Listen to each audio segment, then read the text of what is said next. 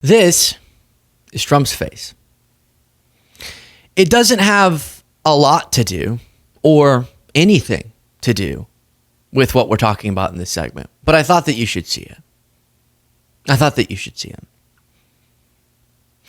During a Fox News commercial break, Jessica Tarlov had to share with her colleagues, once they came back on air, about bad news that had broken during the break, which is or pertains to our debt crisis that Republicans are wanting to make so much more of a crisis because they're so hungry for more tax cuts for the rich. Now, I guess it kind of relates to this photo. Before showing you Jessica Tarlov explaining this to her colleagues, let's look at what I'm talking about. Republicans Against Trump posted this photograph. And listen, I don't like Trump, but they do him dirty. They do him dirty with that photograph. The second I saw that it was taken, I was like, 100 years from now, we're going to be using it. Just in, Moody's downgrade U.S. credit rating to AA1 from AAA. Great job, Donald. Someone named Janice said Fox News never missed a chance to attack President Biden when the economy has so much as a hiccup. Now, for the first time in history, Moody's has downgraded the U.S. credit rating from AAA to AA1. Fox News, crickets, except for Jessica Tarlov, which we're going to watch. Fact Post said the United States' credit rating has been downgraded by Moody's for the first time in modern history. Now, Trump's the president, and why I think it relates to him so much is because he dares to say he's trying to address the debt crisis by cutting spending to programs that you rely on, while he's going to blow it up more than almost any other time in history in terms of the significance of just this one bill if it gets through, even though right now it's blocked just because he's obsessed with these tax cuts. We wouldn't need to cut the spending if we would just be more responsibly taxing, especially those making a lot. Midas Touch posted, major breaking, Moody's has downgraded the United States' credit rating. You get it. Do I need to read that? From AAA to AA1, which means a whole heck of a lot to us. I always think that. Hey, I don't want to say AA1. I want to say AAA.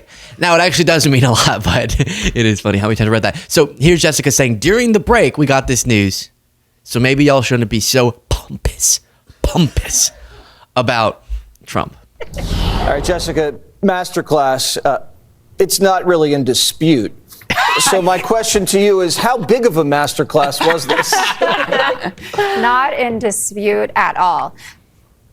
Approval rating bump, that's real life. I live and die by the polls, but that is directly related to him cleaning up his own tariffs mess. So that's moving from the 145% tariff on China to just 30%, where, you saw the CEO from Walmart, I presume, saying that the prices are going to go up. So we'll wait for that. And while we were in the commercial break, Moody's downgraded our credit for the first time in the agency's history. So all good news all around. Masterclass, you gotta love how Jessica delivered that. And by the way, we're going to get to, I knew it. I could smell something whenever, other than this weird smell of gas in the studio right now, which we're kind of panicking over. Let us know if you know how we would know it's a gas leak, because I don't want that to happen. But we all did acknowledge the shows were really fun after I got my concussion. Can you imagine me on a gas leak? The show would get really fun. But not that. That's not what I'm smelling. I'm smelling, more metaphorically, that something wasn't right about all these announcements Trump was making in the Middle East about he convinced these countries, UAE, Qatar, and Saudi Arabia, to make new investments in the United States of these huge, mathematically confusing numbers and art of the deal and masterclass. And we have really interesting info on that here in a second that Jessica Tarlov also brings up. But first, Moody's ratings downgraded the United States' debt on Friday, stripping the country of its last perfect credit rating. The move could rattle financial markets and push up interest rates, potentially creating an additional financial burden for Americans already struggling with tariffs and inflation. The decision to downgrade debt was influenced by the increase over more than a decade in government debt and interest payment ratios to levels that are significantly higher than similarly rated sovereigns. And so this is not it's just Trump. I do want to emphasize, as I referenced earlier, This is something we've contributed to for some time.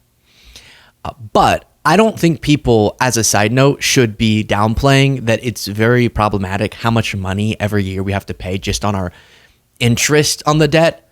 That's a lot of just wasted money. And we could get that under control. We've looked at the analysis of just how much of this problem is because of very limited decisions by Republican administrations on tax cuts, right? And then the Congress that did it with them. And how so much of that went to the top. So we're creating a crisis that then they say we have to solve by further redistributing wealth from the bottom to the top. It's a sick cycle. I don't think that necessarily all of the members of Congress surely aren't making this knowing that they get to go through that cycle, but it does happen. And now, which is why I think this is Trump's crisis, the fact that he's wanting to make it worse with his quote unquote big beautiful bill that right now did get blocked in committee, but knowing Trump's hold of the Republican Party, it feels like eventually he's going to get this through. And that's bad news. And so we, as liberals, the message, just so you know, is not, oh, we don't care about the debt. It's they have been lying to us about what brought us to this problem. And again, we've looked at the particular figures as to what I'm talking about in past segments, and the main problem being that they just can't stop doing these irresponsible tax bills. Now, I said before, Trump went to the Middle East. By the way, while I'm talking, please do click the subscribe button. Millions of people watch every week who aren't subscribed. And if you want to get the members only bonus show and support the show even more, then the join button is there for you as well. Trump went to the Middle East and he made all these big, aside from the imagery of him, MBS is my favorite. I know that you are a murderer, but you're the greatest guy ever. And he's, oh, this is so nice. Oh, is that white marble? That's good, right? We got all those clips, the bizarre ramblings he went on. But the thing we were supposed to give him credit for was that he had attained these new major deals for the United States. And it's not that zero new commitments were made, but my goodness, they were misleading us about a lot of this. Here's Jessica breaking this to her co-hosts. Hoodles. He has all of these big headlines, right? We're getting all of this investment, like the $8.5 billion out of Qatar for Texas energy company McDermott. That was already announced in 2023 and 2024. Abu Dhabi, he says, a new $200 billion. That's a cloud computing deal with Amazon, also announced during the Biden administration. Saudis allegedly giving us $600 million. We haven't billion. I'm sorry. Haven't documented all of it, but we do know that the airport project was announced last August. So the Washington Post has documented all of this, that at least a half a dozen of the contracts that he's talking about happened under the Biden administration. And that is something that Trump likes to do. He likes to show up and then take credit for things that what about the other half? People did. The other half, I'll give it to you. $300 billion of the $600 billion. But don't go out there and say you got $1.4 trillion in investment when you didn't really. Or at least give a nice, signal to the previous guy and say, hey, actually, there is no previous guy. We already know there was no Joe Biden. So it's kind of hard to give him any credit. He does have a... What the hell, Greg? It's like you don't even treat me like that person. I have a heart. You don't even care. Jill. Can I get a cup of ice cream, Jill? Greg was being mean on the television. On the boob tube. It's just ridiculous. They said I was mentally dilapidated. Now they say I'm not even a person. What am I, a robot? I'd rather be a robot. Maybe my knees won't hurt so much. Guy. We already know there was no Joe Biden, so it's kind of hard to give him any credit. He does have a birth certificate, and we did see him. Yes, he's not African. Oh gosh. Okay, so and it's great. And what do I always say? I say if we think that substantively, and you see real investments that manifest substantively in the United States and American companies benefiting from these Middle Eastern countries, or cooperation leads to, despite the major problems with leaders in these countries, that we still have better diplomacy and that creates a more peaceful relationship and better business cooperation. Awesome. But don't lie about massive chunks. Some people, when I say that, say don't say that word. I don't like that word. That chunks and moist. People say don't say chunks and moist. And I'll respond, why don't you want me to say chunks or moist? I'm confused. Moist chunks? That's like, what is so... I'll stop saying moist or chunks immediately, but I just want to know why I shouldn't say more. And don't be so dishonest that, yeah, big portions of these announcements were things that already happened. This has been happening too with his domestic announcements. It'll be like, this factory was built. I'm going to the ribbon cutting. Wait, they've been building this for 5 years. What? That doesn't make sense. They can't do a factory in 10 days, can they? And the Washington Post article that she references is Trump is taking credit for Middle East deals that predate his presidency. The White House this week labeled President Donald Trump the deal maker in chief, claiming he's secured more than $2 trillion in investment. One of the investments coming from Qatar was like more than the GDP of Qatar. That's the art of the deal right there.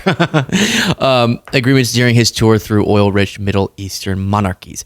As Air Force One touched down in Saudi Arabia, Qatar, and the United Arab Emirates, the White House released daily lists of the dozens of deals. And at least half of a dozen of the contracts were announced before Trump even took office in January. In Doha, the administration announced 8.5, and it goes through kind of what was already said there. But an important part of this is the math behind the White House's claim that Trump secured trillions on this trip is fuzzy. It's fuzzy.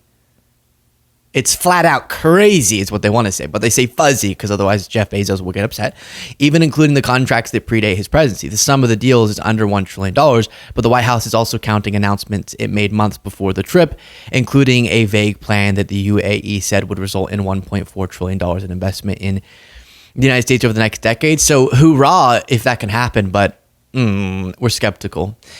We talked about in a different segment today, the video that a DHS official said was of a Democratic lawmaker body slamming an ICE agent. And when I originally saw it, I said, I want to see the video if she did and lock her up, but she didn't. Haven't seen the video, and we'll see what it says, but I know that she did not body slam. And so then we got the video, and she didn't. So similar thing here, like, yay, if this were true, it's just such a bummer that it's not, so we can't give him credit unless it were to manifest. And it's just flat out dishonest that he does this a lot, which is taking credit for things that he shouldn't. It's not that there's nothing. Okay, the other chunk, if these manifest, good. Great. Proud of you. Among the other sort of criticisms of this trip. But here's the other takeaway we can't ignore. My goodness, Democrats, get it together and do this more, okay? Trump at least is good at making people think he's doing stuff, even when what he's doing is terrible or he's taking credit for something he didn't do. He's a brander. He's going to show up with the golden shovel. He's going to be there at the ribbon cutting. And Biden did do so many things that he never went and campaigned on. Because, they'll see, when they see that bridge in the community get built, they're going to know it's because of me and they're going to vote for me. Well, they're not, because the bridge is not being built until 2028, okay? And so this is a lesson, which is don't dishonestly take credit for things that aren't yours, but whenever there are things you can take credit for, scream about it, please. Thank you, and good night. Share your thoughts in the comments.